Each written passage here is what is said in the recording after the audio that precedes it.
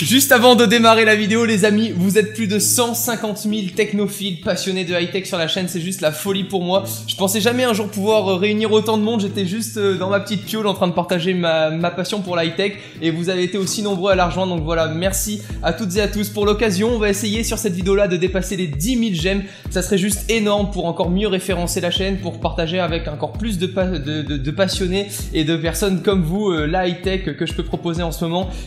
Voilà, vous me faites vraiment vivre une aventure géniale. C'était un petit mot comme ça, j'espère vraiment qu'on va pouvoir se retrouver d'ici peu de temps et je vous le promets dans une petite foire à questions, je vais essayer de vous faire interagir sur les réseaux sociaux, donc restez connectés. D'ici là, bonne vidéo, c'est parti.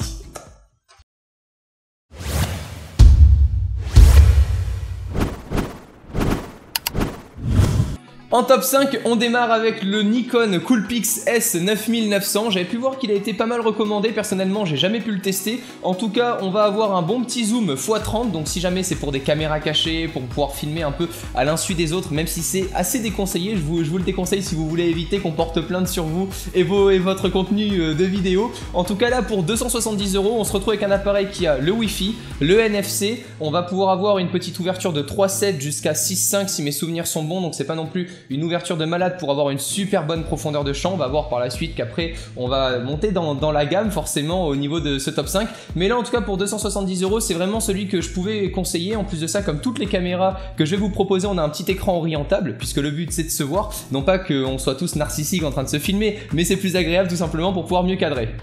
En top 4, et là je sais de quoi je parle à 100%, on va se retrouver avec la petite GoPro Session. Là vous allez me dire, oula, lui il part totalement en cacahuète, il nous propose un top 5 des caméras de vlog et il nous propose la GoPro Session. Pourquoi? Parce qu'aujourd'hui on va tout simplement se retrouver avec une petite caméra à 329 €, donc elle avait été annoncée un peu plus chère si mes souvenirs sont bons. On a comme tout à l'heure la première caméra du Wi-Fi dessus pour pouvoir la piloter. Les petits points faibles en revanche, ça va être qu'on va devoir être obligatoirement connecté à notre smartphone pour pouvoir prendre des photos, changer de mode, changer de résolution tout simplement de notre caméra, mais dans la globalité, c'est vraiment le top 4 que je souhaitais vous proposer parce qu'on va avoir un super son, on n'a pas besoin de caisson, ça va être étanche automatiquement à 10 mètres de profondeur sous l'eau, donc en gros je discute comme ça, j'ai un super son stéréo, boum, je plouffe dans l'eau, je ressors et je continue de parler en 1080p, donc en Full HD à 60 images secondes, ce qui est plutôt cool. Et pour ceux et celles qui souhaitent taper un peu plus haut dans les résolutions, on a de la disponibilité au niveau de la 2K, donc c'est tout simplement du 1440p en 30 images secondes, donc ça reste, ou 25 images secondes, donc ça reste assez correct et c'est pour ça que je souhaitais tout simplement la mettre en top 4. En top numéro 3, on se retrouve avec la Canon Legria Mini X. Là aussi je sais de quoi je parle, je l'ai et c'est celle avec laquelle je réalise tous les vlogs que vous pouvez voir sur la chaîne. Regardez, en 2 secondes je viens de déplier le petit écran qui est là, j'ai 2 grosses prises de son en façade et on a un son de malade.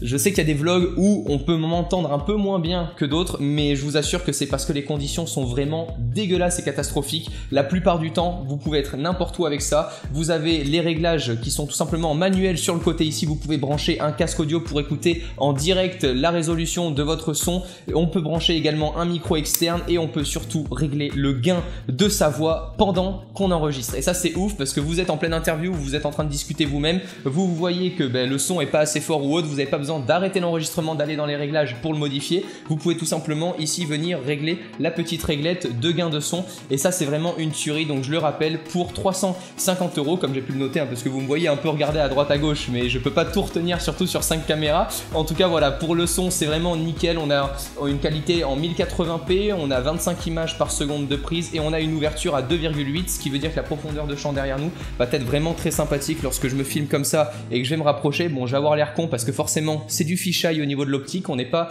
sur du grand angle en 18 mm ou en 24 mm, donc c'est le petit côté que je peux lui reprocher. Sinon tout le reste, franchement elle fait hyper bien le taf. Et un conseil, privilégiez le son plutôt que la qualité vidéo, c'est vraiment comme ça que les utilisateurs vont pouvoir rester encore plus longtemps. Ceux qui adorent bouffer vos vidéos sur votre vidéo, si le son est dégueulasse, ils se barreront assez rapidement.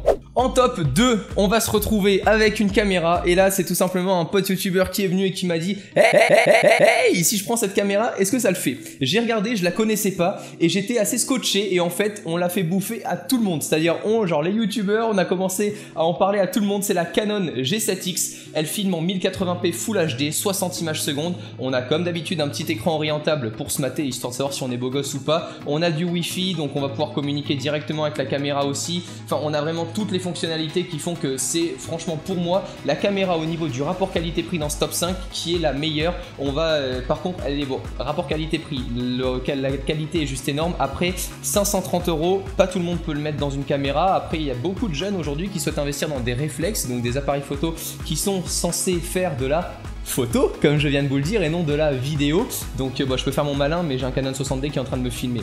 Voilà. Mais en tout cas, voilà, la G7X est vraiment super sympa. C'est une petite caméra compacte à embarquer de partout avec soi. On a un bon son qui est correct. On n'a pas un aussi bon son que sur la Legria Mini X à mon goût. Encore une fois, chacun juge un peu suivant ses oreilles. Mais franchement, elle méritait largement sa place en top numéro 2. Et on va avoir pour tout ce qui est photographie et pour tous les passionnés, une ouverture à 1,8. Donc là, on va être aussi puissant que mon petit 50 mm 1,8 que je peux placer sur mon 60D pour faire de la photo et de la vidéo. Et autant vous dire qu'au niveau pack shot, quand on s'approche d'un produit, c'est assez impressionnant. Bon, par contre, n'ouvrez pas un 1,8 si vous vloguez parce que à peine vous allez vous rapprocher de 2 mm, vous serez totalement flou.